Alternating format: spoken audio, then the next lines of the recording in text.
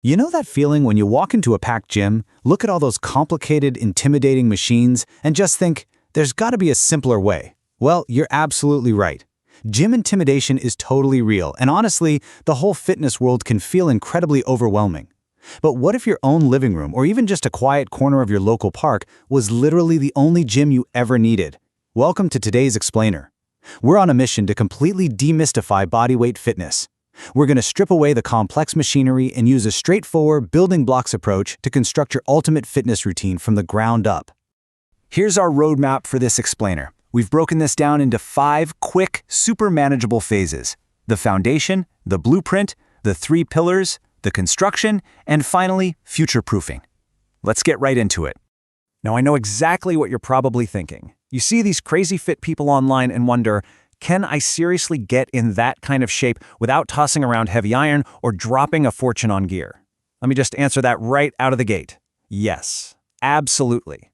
Getting in phenomenal shape without a gym membership isn't just a nice idea, it is a highly effective, proven reality. Venturing away from the weights might feel a bit daunting at first, but it's honestly one of the most rewarding fitness journeys you can take. To build our fitness house, we've got to pour the concrete first. That brings us to section 1. The foundation, intro, and terms. So, what exactly is calisthenics anyway? Basically, it's using your own body weight for strength training. But the real magic here is that it relies heavily on compound movements. Instead of sitting on a machine isolating one tiny muscle, calisthenics forces a whole bunch of muscle groups to work together in total harmony.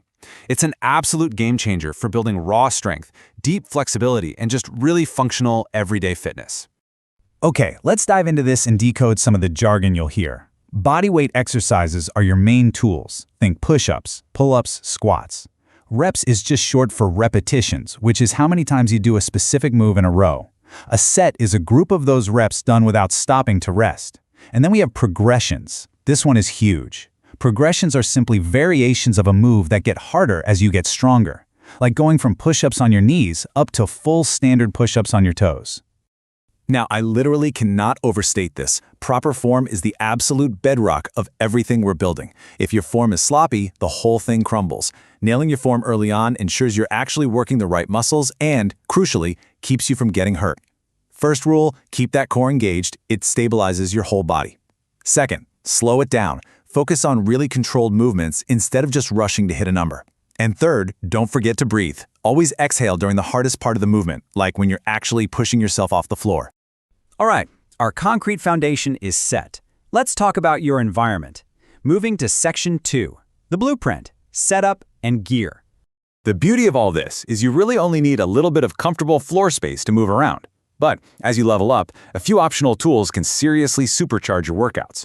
A pull-up bar is pretty much essential for deep back work. Parallel bars, or a dip station, are amazing for your chest and triceps.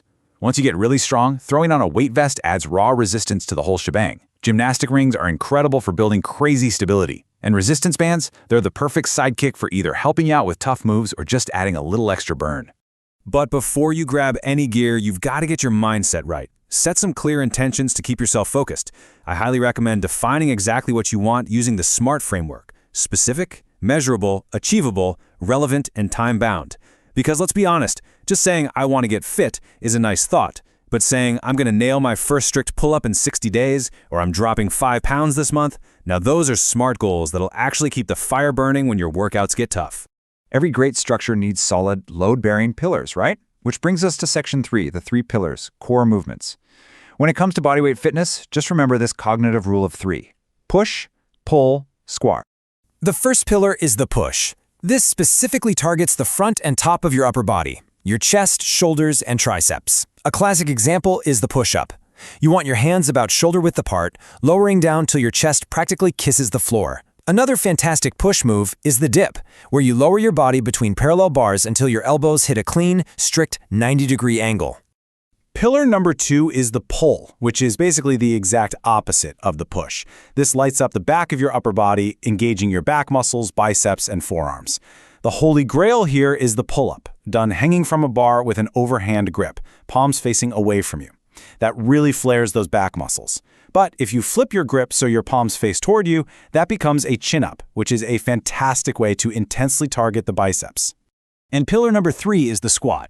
This is all lower body, strengthening your legs and your glutes. For a perfect bodyweight squat, keep your feet shoulder width apart and just lower yourself like you're sitting back into an invisible chair. Keep that chest up. Lunges are another brilliant option. Step forward and drop your hips until both knees hit a strict 90-degree angle. Trust me, visualizing that 90 degrees is absolutely crucial for your joint health, even if your quads are begging for mercy the next morning. Okay, we've got our pillars. Let's assemble this thing. Moving to section 4, the construction, routines. You can't just throw exercises together at random and hope for the best. A solid session flows chronologically like this. Start off with a 5 to 10 minute dynamic warm-up. Then jump into your main workout, hitting those push, pull, and squat pillars. Finally, you absolutely have to wrap up with a 5 to 10 minute static cooldown. Knowing exactly how to structure your time like this is honestly what separates the folks who see real results from the ones who burn out or get injured. And let's quickly clear up something that confuses a ton of beginners: dynamic versus static stretching. Think of dynamic stretching like turning the key and starting your car's engine. These are active moves, like jumping jacks or arm circles, done before your workout to get the blood pumping. Static stretching is more like cooling down the gears after a long drive. You hold these stretches in place for 20 to 30 seconds after your workout to relax those tired muscles and slowly build up your flexibility. So the crucial point is getting a highly actionable routine going. A fantastic beginner blueprint is 3 sets of 8 to 12 push-ups, 3 sets of 5 to 8 pull-ups, and 3 sets of 10 to 15 squats. And here's a massive pro tip: pair these exercises up to save time and keep your heart rate up. Do a set of push-ups, take a short breather, then immediately knock out a set of pull-ups. Oh, and always start with the hardest move first while your energy tank is completely full. So how often should you actually be doing this? 3 to 4 days a week, that is the absolute sweet spot for a beginner. It allows you to build solid consistency and muscle memory without tipping over that dangerous line into overtraining. Remember, consistency over time is what builds real strength. Speaking of building strength over the long haul, let's hit our final phase. Section 5, future-proofing, progress and safety. Let's move to and see how this builds across our 3 pillars.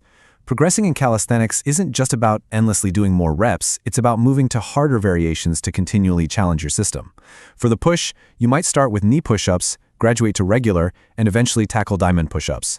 For the pull, you level up from assisted pull-ups to regular, then to a demanding wide grip, and hey, struggling with that very first unassisted pull-up is a universal rite of passage, so don't sweat it. For squats, you move from regular squats up to something crazy challenging like CC squats. The golden rule here: quality always trumps quantity. Never sacrifice your form just to hit a higher number. Look, it is completely natural for your progress to slow down as you get more advanced. You will hit hurdles. To break through a plateau, just switch up your routine or pick a harder progression. On your off days, stay active but really focus on your flexibility. And most importantly, never ever push through sharp joint pain and fiercely protect your rest days. Muscle growth doesn't actually happen when you're working out, it happens when you're resting and recovering. If there's one core ethos to take away from everything we've looked at today, it's this. The key is consistency, proper form, and enjoying the journey of progression. The secret sauce to calisthenics isn't some magic supplement or hidden technique. It's just consistency over time, relentless dedication to your form, and actually enjoying the step-by-step journey. Celebrate the small wins, like literally doing 1 more rep than you did last week. We've laid the groundwork, built the structure, and showed you exactly how to scale it for the future. The roadmap is officially in your hands. But remember, this explainer is just the starting line.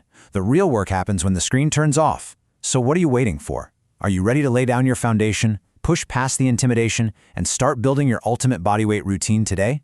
Your living room is waiting. Get out there and start building.